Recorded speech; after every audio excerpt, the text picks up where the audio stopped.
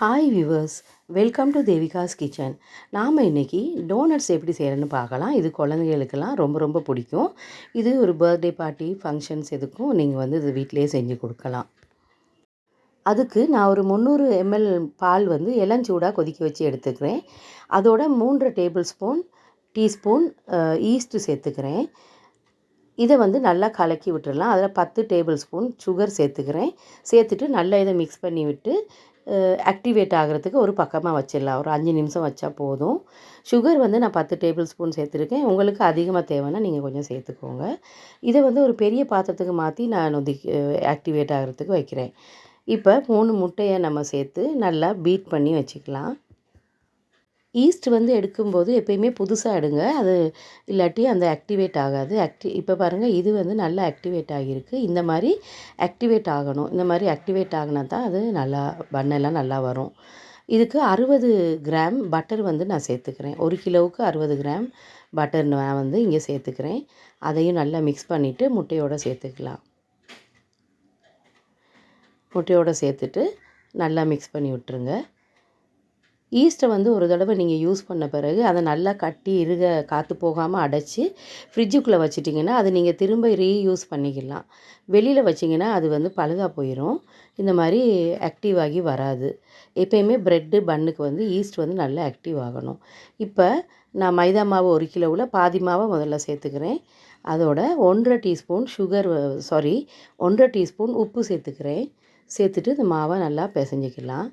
அதிக மாவுங்கிறதுனால நான் கொஞ்சம் பீட்டர் வச்சு பீட் பண்ணிக்கிறேன். இது கையிலேயே ஈஸியாக பிசைஞ்சிடலாம். பீட்டர் வச்சு பிசையிறதா இருந்தால் நம்ம ஒரு 5 to 7 நிமிஷம் வரைக்கும் பிசையணும். கையிலேயே பிசையிறதா இருந்தால் ஒரு 8 to 10 நிமிஷம் வரைக்கும் பிசைஞ்சால் போதும்.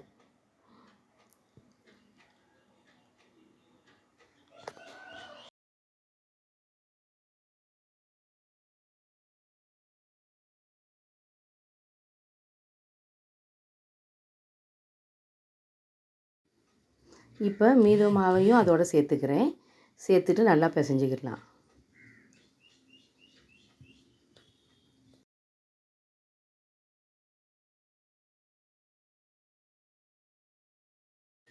இப்போ நான் கை வச்சு பாதி பிசைஞ்சிக்கிறேன்.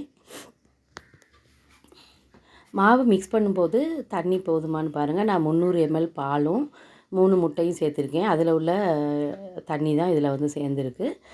இது பத்தலைன்னா இன்னொரு 1/2 கப் உங்களுக்கு தேவைக்கேற்ப ஒரு 1/2 கப் இல்லாட்டி 1 கப் நீங்கள் பால் சேர்த்துக்கலாம். அப்படி இல்லைன்னா தண்ணி சேர்த்துக்கலாம். நான் இப்போ தண்ணி தான் ஒரு 1/2 கப் சேர்த்துக்கிறேன்.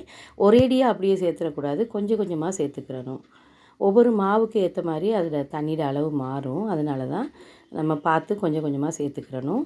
மாவு எப்போவுமே இறுக்கமாக பிசையக்கூடாது. இந்த மாதிரி பன் ப்ரெட்டுகளுக்கெல்லாம் இறுக்கமாக பிசையக்கூடாது, லூஸாக தான் இருக்கணும். ரொம்ப கொழகொழப்பாகவும் இருக்கக்கூடாது. நம்ம பிசையும் போது அது கொஞ்சம் அப்படி கையில் ஒட்டுற மாதிரி இருக்கணும். நீங்கள் நல்லா பிசையும் போது அந்த பிசுபிசுப்பு தன்மை போயிடும். எனக்கு இங்கே இப்போ தண்ணி பத்தாதனால இன்னொரு 1/2 கப் தண்ணியை கொஞ்சம் கொஞ்சமாக சேர்த்துக்கிறேன். ஒரேடியாக சேர்க்கக்கூடாது, பார்த்து கொஞ்சமாக சேர்த்துக்கிறணும். 300 மில்க்கும் 3 முட்டையும் நான் சேர்த்துருக்கேன். அது 1 கிலோவுக்கு இப்போ பத்தாமல் இருக்குது. அதோடு இன்னொரு 1/2 கப் தண்ணி நான் சேர்த்துருக்கேன். நீங்கள் பால் கூட சேர்த்துக்கலாம். சேர்த்துட்டு நல்லா பிசையணும். கையில் ஒட்டும். நீங்கள் பிசைய அந்த கையில் ஒட்டுற தன்மை இல்லாமல் போயிடும். இப்போ நான் கொஞ்சம் பீட்டரை வச்சு நான் அதை கொஞ்சம் பிசைஞ்சிக்கிறேன்.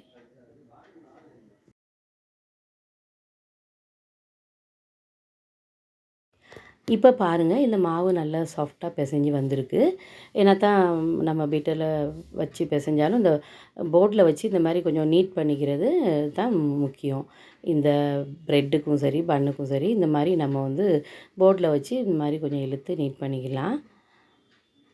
சாஃப்டாக தான் வந்திருக்கு. நான் ஒரு நிமிஷம் ஒரு 2 நிமிஷம் நான் இந்த மாதிரி போர்டில் வச்சு பிசைஞ்சிக்கிறேன். நீங்கள் கையில் பிசைஞ்சாலும் இந்த மாதிரி மிக்ஸ் பண்ணிவிட்டு இந்த மாதிரி போர்டில் வச்சே பிசைஞ்சு எடுத்துக்கோங்க. கொஞ்சம் மாவாக இருந்தால் நீங்கள் வெஜிடபிள் கட் பண்ணுற போர்ட்லேயே பண்ணிடலாம். இது கொஞ்சம் அதிக மாவுனால நான் ஒரு டைல்ஸ் நான் இதுக்கு எடுத்து வச்சுருக்கிறேன். அதில் வச்சு தான் நான் பிசைஞ்சு எடுக்கிறேன். பிசைஞ்செல்லாம் முடிஞ்ச பிறகு அது நல்லா ரோல் பண்ணி மேலே உள்ள மாவை அடியில் கூடி மடக்கி விட்டுட்டு அந்த பாத்திரத்தில் அடியில் கொஞ்சம் எண்ணெயை தடவிட்டு இந்த மாவை அதில் வச்சு மூடி வச்சிடணும். இப்போ வெயில் காலம்னா ஒரு அரை மணி நேரம் 1 மணி நேரத்தில் அது புளிச்சிரும். குளிர்காலமாக இருந்தால் ஒரு 2 மணி நேரம் ஆகும். இது வந்து டபுள் மடங்காக வரைக்கும் நம்ம வந்து அதை மூடி வைக்கணும். இந்த மாதிரி மூடியிலையோ இல்லைன்னா இந்த மாதிரி கிளிங் ஃப்ளேமோ போட்டுட்டு நம்ம வந்து மூடி வச்சிடலாம். இப்போ பாருங்கள் நல்லா ஊதி வந்திருக்கு. இப்போ இதை வந்து அழுத்தி விட்டு அதில் உள்ள கேஸ் எல்லாம் வெளியில் அனுப்பிடலாம். இந்த மாதிரி நல்லா அழுத்தி விட்டுட்டு கேஸ் எல்லாம் வெளியில் அனுப்பி விட்டுடலாம். அனுப்பி விட்டதுக்கப்புறம் இதை திரும்ப நம்ம போர்டில் எடுத்து வச்சு தேவையான அளவை கட் பண்ணி எடுத்து நம்ம மாவை பரத்தி கட் பண்ணிக்கலாம்.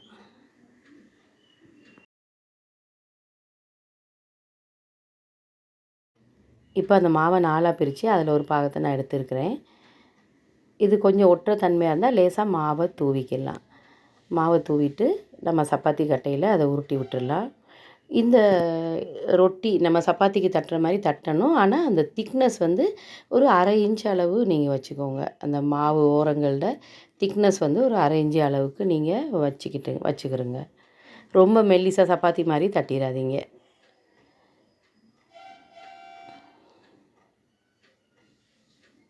இந்த பாருங்கள், அந்த ஓரம் ஒரு 1/2 இன்ச் அளவு திக்னஸ் இருக்குது. அந்த மாதிரி மாவை நல்லா பரத்தி விட்டுக்கோங்க. எல்லா இடமும் ஒரே அளவாக பரத்தணும். இப்போ இந்த பாருங்கள், டோனட் கட்டர் நான் வச்சுருக்கிறேன். உங்கள்கிட்ட டோனட் கட்டர் இருந்தால் யூஸ் பண்ணுங்கள். அப்படி இல்லைன்னா வீட்டில் உள்ள ஒரு நல்ல ஷார்ப்பான கிண்ணத்தை எடுத்து நீங்கள் யூஸ் பண்ணிக்கோங்க. கிண்ணத்தை வச்சு கட் பண்ணும்போது நடுவில் ஓட்டை போடுறதுக்கு ஒரு பாட்டில் மூடி ஏதாச்சும் இருந்துச்சுன்னா அதை வச்சு நடுவில் ஹோல் போட்டுக்கோங்க. இது டோனட் கட்டரில் வந்து அதுலேயே செட்டாக வந்துடும். நீங்கள் நடுவில் ஹோலும் சுற்றி உள்ள ரவுண்டும் வந்து வந்துடும். இந்த மாதிரி ஓரம் ஷார்ப்பாக உள்ள கிண்ணத்தை வச்சு நீங்கள் கட் பண்ணிக்கலாம். டோனட் கட்டர் இல்லைன்னா நீங்கள் ஒரி பண்ணிக்கிறாதீங்க. டோனட் கட்டர் இல்லாட்டி கிண்ணத்தை வச்சு கட் பண்ணிவிட்டு நடுவில் வந்து ஒரு பாட்டில் மூடி எடுத்து வச்சு நல்லா அழுத்தி விட்டிங்கன்னா இந்த மாதிரி நடுவுலையும் ஒரு ஹோல் வந்துடும். இந்த மாதிரி எல்லா மாவையும் நீங்கள் கட் பண்ணி எடுத்து ஒரு 10 நிமிஷம் இதை வந்து மூடி வைக்கணும்.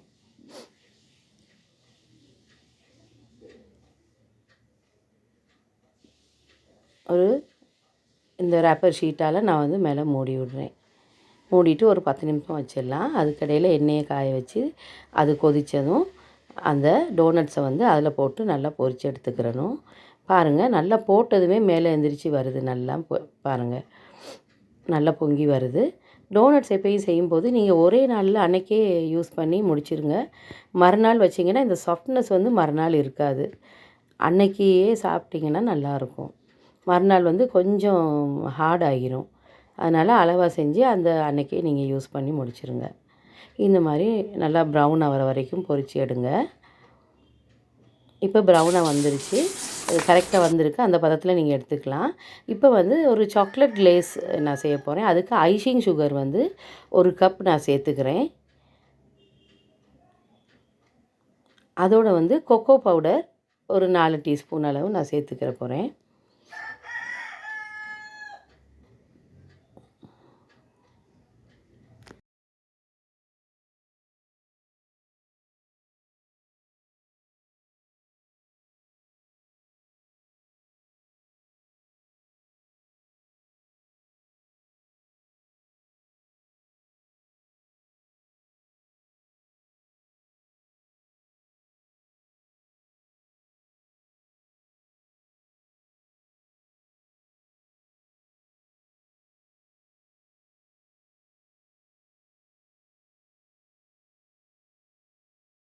இப்போ நான் இதோட ஒயிட் சாக்லேட்டையும் டார்க் சாக்லேட்டையும் க்ரேப் பண்ணி ஒரு 4 டீஸ்பூன் சேர்த்துக்கிறேன்.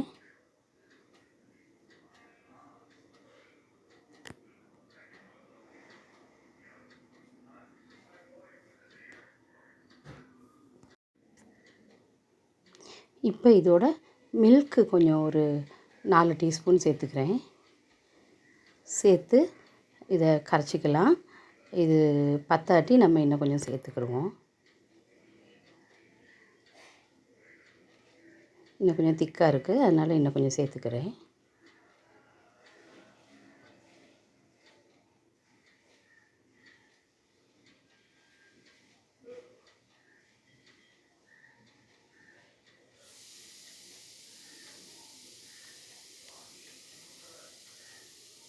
இப்போ இதுக்கு மொத்தமாக ஒரு 7 டீஸ்பூன் அளவுக்கு சேர்த்துருக்குறேன் மில்க்கு. இப்போ டபுள் பாயில் மெத்தடில் இதை வந்து நம்ம நல்லா மெல்ட் ஆக்கிக்கிடுவோம். டபுள் பாயில் மெத்தட்னா தெரியும் தானே, அடியில் ஒரு பாத்திரம் வச்சு அதில் தண்ணி வச்சு அதுக்கு மேலே இதை வச்சு நம்ம வந்து கரைக்கணும். நேரடியாக அடுப்பில் வச்சிடக்கூடாது. இந்த பாருங்கள், இந்த மாதிரி அது மெல்ட் ஆகும். நம்ம மில்க் சேர்த்தோம், அது போக அடுப்பில் வச்சு இப்படி கிளறும்போது அது இன்னும் கொஞ்சம் மெல்ட் ஆகும். ரொம்ப தண்ணியாகவும் இருக்கக்கூடாது. இதில் தான் வந்து டோனட்ஸை வந்து நம்ம முக்கி எடுக்க போகிறோம். அதனால் அதை முக்கி அதில் அது ஒட்டி நிற்கிற அளவுக்கு திக்னஸ் நீங்கள் எடுத்துக்கணும். பாருங்கள், ஒரு தோசை மாவு பதத்தில் இருக்குது.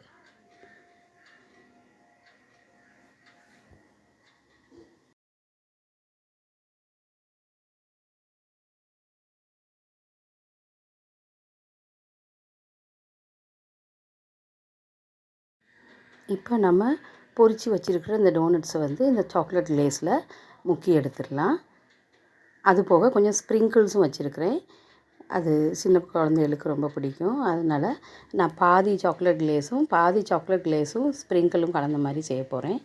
2 டிசைனாக இருக்கும், பார்க்குறதுக்கும் ரொம்ப அழகாக இருக்கும். பாருங்கள், இந்த மாதிரி முக்கி எடுத்ததுக்கப்புறம் இதை வந்து ஒரு கூலிங் ரேக் மேலே நான் வைக்கிறேன். கூலிங் ரேக்குக்கு அடியில் ஒரு ட்ரே ஒன்று வச்சுருங்க. அப்போ இந்த மேலேருந்து வடிகிற சாக்லேட்டெல்லாம் அந்த ட்ரேயில் வடிஞ்சிரும்.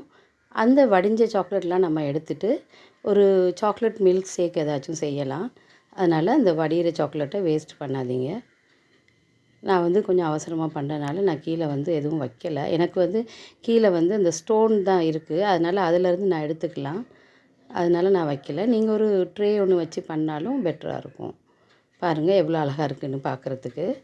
இந்த மாதிரி நீங்கள் வந்து சாக்லேட் இல்லாமல் வேறு க்ரீமையும் கூட இந்த மாதிரி நீங்கள் முக்கி எடுக்கலாம். இன்றைக்கி எனக்கு அதெல்லாம் செய்கிறதுக்கு டைம் இல்லாதனால நான் வெறும் சாக்லேட்டும் அதுக்கு சிலதை வந்து ஸ்ப்ரிங்கிள்ஸும் தூவி எடுத்திருக்கேன். நார்மலாக வந்து இந்த டோனட்ஸ் வந்து சுகரில் பிரட்டி எடுப்பாங்க. நீங்கள் இந்த மாதிரி சாக்லேட் இதெல்லாம் இல்லாட்டி நீங்கள் வெறும் சுகர் பவுடர் இருக்கும் இல்லையா, அதில் வந்து நீங்கள் பிரட்டி டோனட்ஸை எடுத்துடலாம். பாருங்கள், இந்த ரெசிபி நீங்களும் செஞ்சு பாருங்கள். ஒரு பர்த்டே ஃபங்க்ஷன் எதுவாக இருந்தாலும் கொஞ்சம் நீங்கள் செஞ்சு பாருங்கள். சின்ன பிள்ளைகளுக்கு ஈவினிங் ஸ்நாக்ஸுக்கு கூட செஞ்சு பாருங்கள். இதோட இன்க்ரீடியன்ட்ஸ் வந்து நான் கொஞ்சமாக செய்கிற குவான்டிட்டி அளவுக்கு நான் வந்து உங்களுக்கு தரேன். இன்க்ரீடியன்ட்ஸில் வந்து உங்களுக்கு தரேன். டிஸ்கிரிப்ஷன் பாக்ஸில் பாருங்கள். இந்த ரெசிபியை செஞ்சு பாருங்கள். செஞ்சு பார்த்துட்டு உங்களுக்கு பிடிச்சிருந்தா என்னோடய சேனலை லைக் பண்ணுங்கள், ஃப்ரெண்ட்ஸோடு ஷேர் பண்ணுங்கள், சப்ஸ்கிரைப் பண்ணுங்கள். மீண்டும் இன்னொரு ரெசிப்பியில் சந்திக்கலாம். அடிக்கடி எனக்கு வீடியோ போட முடியாமல் போகிறதுக்கு சாரி ஃப்ரெண்ட்ஸ். நான் கூடிய மட்டும் உங்களுக்கு நான் ரெகுலராக போட தொடங்குகிறேன். இப்போதைக்கு கொஞ்சம் எனக்கு டைம் கொடுங்க. ஓகே ஃப்ரெண்ட்ஸ், பாய். மீண்டும் இன்னொரு ரெசிப்பியில் சந்திக்கலாம்.